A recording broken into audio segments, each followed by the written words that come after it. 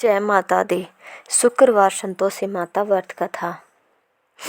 शुक्रवार के दिन मां संतोषी का व्रत पूजन किया जाता है। इस पूजा के दौरान माता की आरती पूजन तथा अंत में माता की कथा सुनी जाती है। आइए जाने शुक्रवार के दिन की जाने वाली संतोषी माता व्रत कथा। एक बुढ़िया थी, उसके 7 बेटे थे। 6 कमाने वाले थे जबकि एक निकम्मा था। बुढ़िया 6 बेटों की रसोई बनाती, भोजन कराती और उनसे जो कुछ झूठन बचती वह 7वीं को दे देती। एक दिन वह पत्नी से बोला, देखो मेरी माँ को मुझ पर कितना प्रेम है। वह बोली, क्यों नहीं, सबका झूठा जो तुमको खिलाती है। वह बोला, ऐसा नहीं हो सकता, मैं जब तक आंखों से न देख लूं मान नहीं सकता। बहू हंसकर बोली, देख लोगे तब तो मानोगे। कुछ दिन बाद त्योहार आया। घर में 7 प्रकार के भोजन और चूरमे के लड्डू बने। वह जांचने को सिर दुखने का बहाना कर पतला वस्त्र सिर पर ओढ़े रसोई घर में सो गया। वह कपड़े में से सब देखता रहा। 6 भाई भोजन करने आए। उसने देखा माँ ने उनके लिए सुंदर आसन बिछा नाना प्रकार की रसोई परोसी और आग्रह करके उन्हें जिमाया। वह देखता रहा। 6 भाई भोजन करके उठे तब माँ ने उनकी झूठी थालियों में से लड्डुओं के टुकड़े उठाकर एक लड्डू बनाया। जूठन साफ कर बुढ़िया माँ ने उसे पुकारा, बेटा 6 भाई भोजन कर गए, अब तू ही बाकी है, उठ, तू कब खाएगा। वह कहने लगा, माँ मुझे भोजन नहीं करना, मैं अब परदेश जा रहा हूँ। माँ ने कहा, कल जाता हो तो आज ही चला जा। वह बोला, हाँ आज ही जा रहा हूँ। यह कहकर वह घर से निकल गया। चलते समय पत्नी की याद आ गई। वह गौशाला में कंडे थाप रही थी। वहां जाकर बोला, हम जावे परदेस आवेंगे कुछ काल, तुम रहियो संतोष से धर्म आपनो पाल। वह बोली, जाओ पिया आनंद से हमारो सोच हटाए, राम भरोसे हम रहे ईश्वर तुम्हें सहाय। 2 निशानियापन देख धरो मैं धीर, सुधी मति हमारी बिसारियो रखियो मन गंभीर। वह बोला, मेरे पास तो कुछ नहीं है, यह अंगूठी है, सो ले और अपनी कुछ निशानी मुझे दे।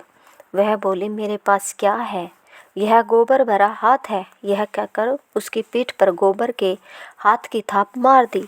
वह चल दिया। चलते चलते दूर देश पहुंचा। वहाँ एक साहूकार की दुकान थी। वहाँ जाकर कहने लगा, भाई मुझे नौकरी पर रख लो। साहूकार को ज़रूरत थी, बोला, रह जा। लड़के ने पूछा, तनख्वाह क्या दोगे। साहूकार ने कहा, काम देकर दाम मिलेंगे। साहूकार की नौकरी मिली। वह सुबह 7 बजे से 10 बजे तक नौकरी करने लगा। कुछ दिनों में दुकान का सारा लेन देन, हिसाब किताब, ग्राहकों को माल बेचना, सारा काम करने लगा। साहूकार के 7-8 नौकर थे। वे सब चक्कर खाने लगे, यह तो बहुत होशियार बन गया। सेठ ने भी काम देखा और 3 महीने में ही उसे आधे मुनाफे का हिस्सेदार बना लिया। वह कुछ वर्ष में ही नामी सेठ बन गया और मालिक सारा कारोबार उस पर छोड़कर चला गया। इधर उसकी पत्नी को सास ससुर दुख देने लगे। सारी गृहस्थी का काम करा के उसे लकड़ी लेने जंगल में भेजते। इस बीच घर के आटे से जो भूसी निकलती उसकी रोटी बनाकर रख दी जाती और फूटे नारियल की नारेली में पानी। एक दिन वह लड़की लकड़ी लेने जा रही थी। रास्ते में बहुत सी स्त्रियां संतोषी माता का व्रत करती दिखाई दी। संतोषी माता का व्रत। वह वहां खड़ी होकर कथा सुनने लगी और पूछा, बहनों तुम किस देवता का व्रत करती हो और उसके करने से क्या फल मिलता है। यदि तुम इस व्रत का विधान मुझे समझाकर कहोगे तो मैं तुम्हारा बड़ा एहसान मानूंगी। तब उनमें से एक स्त्री बोली, सुनो, यह संतोषी माता का व्रत है। इसके करने से निर्धनता दरिद्रता का नाश होता है और जो कुछ मन में कामना हो सब संतोषी माता की कृपा से पूरी होती है। तब उसने उसे व्रत की विधि पूछी। वह भगतनी स्त्री से बोली, 1.25 आने का गुड़ चना लेना, इच्छा हो तो 5.25 आने का लेना या 1.25 रुपये का भी सहूलियत के अनुसार लाना। बिना परेशानी और श्रद्धा व प्रेम से जितना भी बन पड़े सवाया लेना। प्रत्येक शुक्रवार को निराहार रहकर कथा सुनना, इसके बीच क्रम टूटे नहीं। लगातार नियम पालन करना। सुनने वाला कोई न मिले तो घी का दीपक जला उसके आगे या जल के पात्र को सामने रखकर कथा कहना। जब कार्य सिद्ध न हो, नियम का पालन करना और कार्य सिद्ध हो जाने पर व्रत का उद्यापन करना। 3 मास में माता फल पूरा करती है। यदि किसी के ग्रह खोटे भी हो तो भी माता वर्ष भर में कार्य सिद्ध करती है।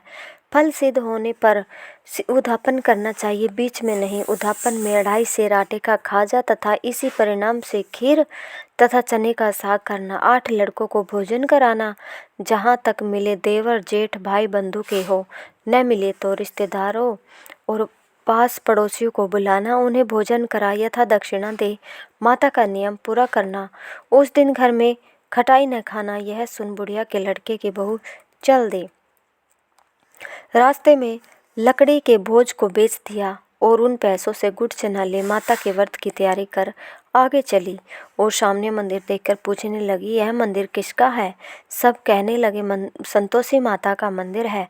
यह सुनकर माता के मंदिर में जाकर चरणों में लौटने लगी, दीन हो विनती करने लगी, माँ मैं निपट अज्ञानी हूँ, व्रत के कुछ भी नियम नहीं जानती, मैं दुखी हूँ। हे माता जगत जननी, मेरा दुख दूर कर, मैं तेरी शरण में हूँ।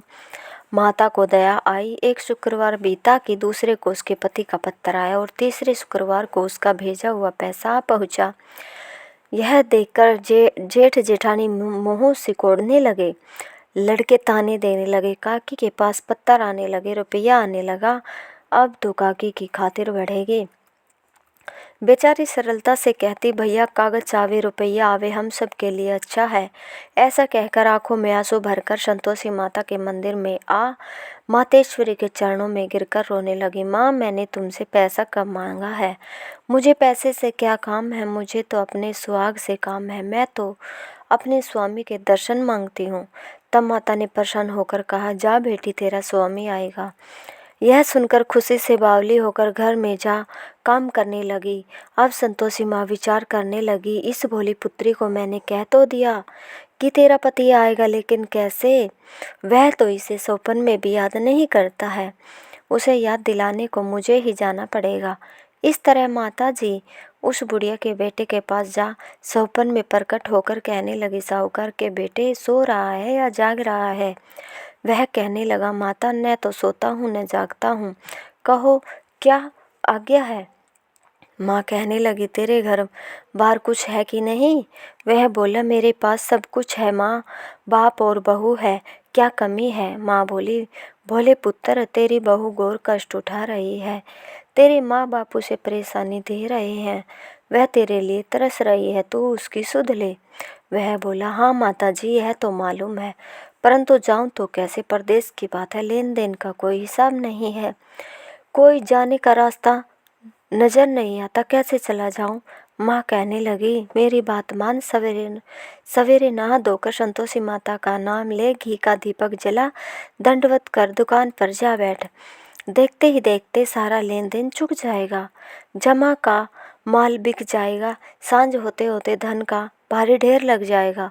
अब बूढ़े की बात मानकर वह नहा धोकर संतोषी माता को दंडवत घी का दीपक जला, दुकान पर जा बैठा। थोड़ी देर में देने वाले रुपया लाने लगे, लेने वाले हिसाब लेने लगे।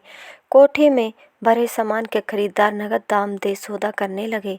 शाम तक धन का भारी ढेर लग गया। मन में माता का नाम ले चमत्कार देख प्रसन्न होकर ले जाने के वास्ते गहना कपड़ा सामान खरीदने लगा। यहाँ काम से निपट तुरंत घर को रवाना हुआ। इधर उसकी पत्नी जंगल में लकड़ी लेने जाती है। लौटते वक्त माताजी के मंदिर में विश्राम करती। वह तो उसके प्रतिदिन रुकने का जो स्थान ठहरा। धूल उठती देख वह माता से पूछती है, माता यह धूल कैसे उड़ रही है? माता कहती है, हे पुत्री तेरा पति आ रहा है, अब तू ऐसा कर, लकड़ियों के 3 बोझ बना ले, एक नदी के किनारे रख और दूसरा मेरे मंदिर पर व तीसरा अपने सिर पर। तेरे पति को लकड़ियों का गड्ढा देख मोह पैदा होगा, वह यहाँ रुकेगा, नाश्ता पानी खाकर माँ से मिलने जाएगा।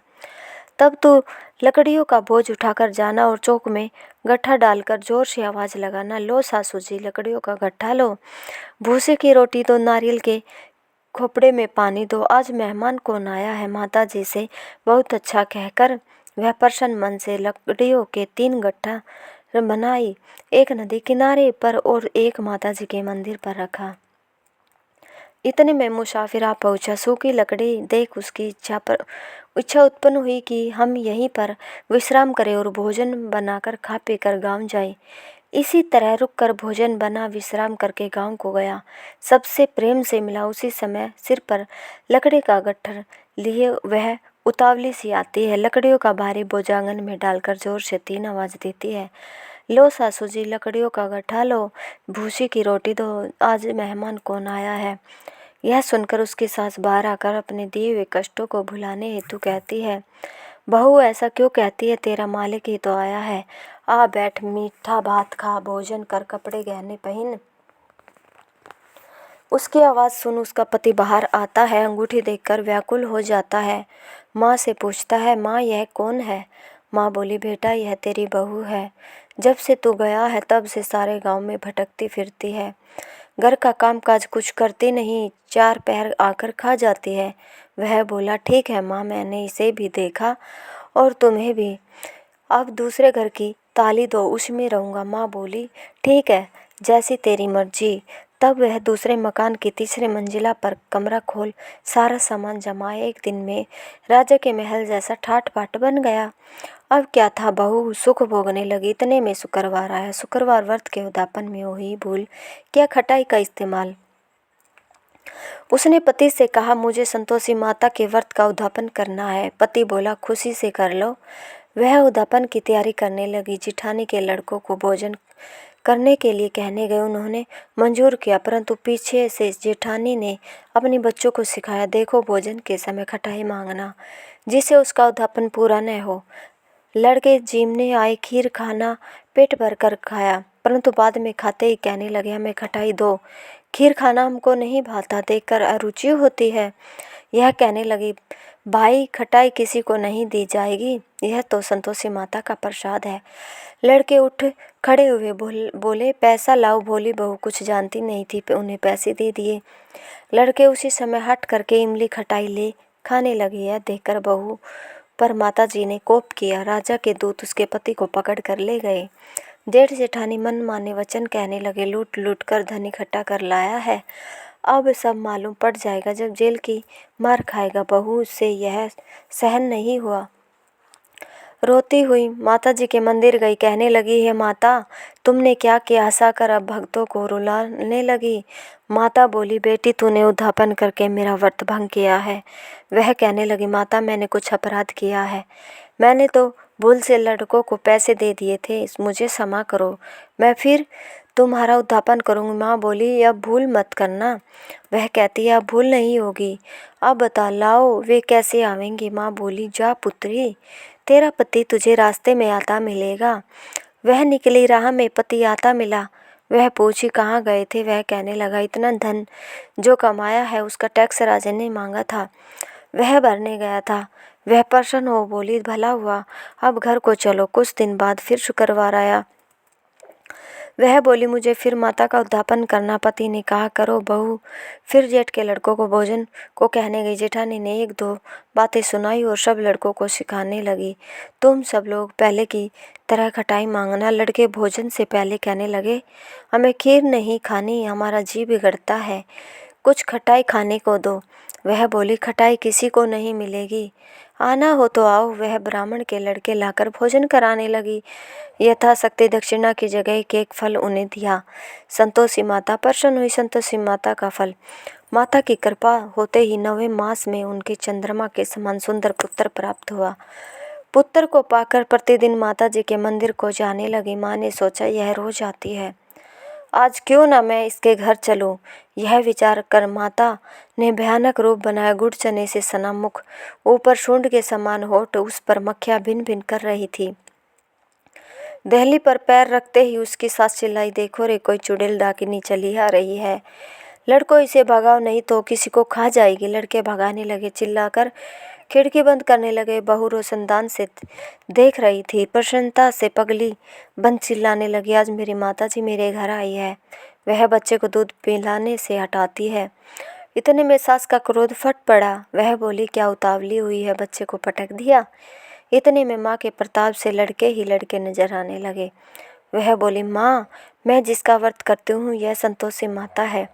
सबने माता जी के चरण पकड़ लिए और विनती कर कहने लगे, हे माता, हम मूर्ख हैं, अज्ञानी है, तुम्हारे व्रत की विधि हम नहीं जानते।